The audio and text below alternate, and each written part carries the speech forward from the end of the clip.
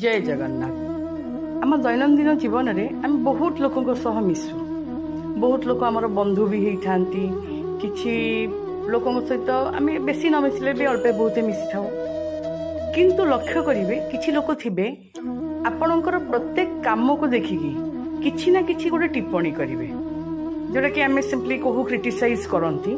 निश्चिंत करेंगे से माने भल कम देखिए, खराब बेसी देखिए, आउ बारंबार आपण को से कथाटा को माने कहूथिबे रिपीटेडली आपणकर कौन सी कम हुई हो गोटे भूल को लेकिन भी बारंबार कही हेबे। एई भली कही निजर एग्जांपल बहुत देबे जे मु एटा करथिले भल करिथांती बा भल करे आउ मु भल करि परिबी। एई भली मंतव्य भी देबे। एई भली मंतव्य दे देखिबे से निजको निजे बेसी ज्ञानी, बेसी गुणी बा से माने बेसी जानी चंती एई भली देखई हेबे। ये हला तांकर गोटे स्वभाव। एई भली लोक सब बेले ही भल लोकଙ୍କର भी काम हो निश्चिंत ता भितर किछि ना किछि खुण काढिबे, ताकू बाछिबे एवं कही हेबे बारंबार की कही कि गोटे लोक को बेले बेले बहुत अपमानित भी करिथांती। जो माने बहुत साधारण लोक से माने बहुत समय माने एकदम डिप्रेशन को भी पड़ाती अन्यर कथा शुणी शुणी।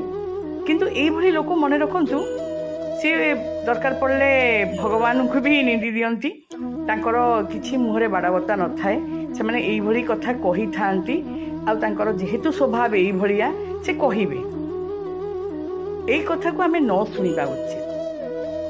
बेटर हो आमे सेई भली लोकन को एवॉइड करिबा, इग्नोर करिबा। काहे कि ना जदि आमे तांको कथा को सुनिबा आमे केबे कोनोसी कार्य को भलरे करि परिबा नाही। आमे जेते भलरे कले भी से कहिबा कथा कहिबे, कारण टिप्पणी करिबा जो मानकर स्वभाव से केबे छाड़ी परिबेनी। कारण आपण माने जानिचंती प्रकृति नैव मुच्यते। तो एई भली लोकन पाखरे आउ तांको प्रकृति जीवा आशा करिबा भी भूल। बेटर आमे अवॉइड करिबा आउ तांको दूरे रहिबा। जय जगन्नाथ।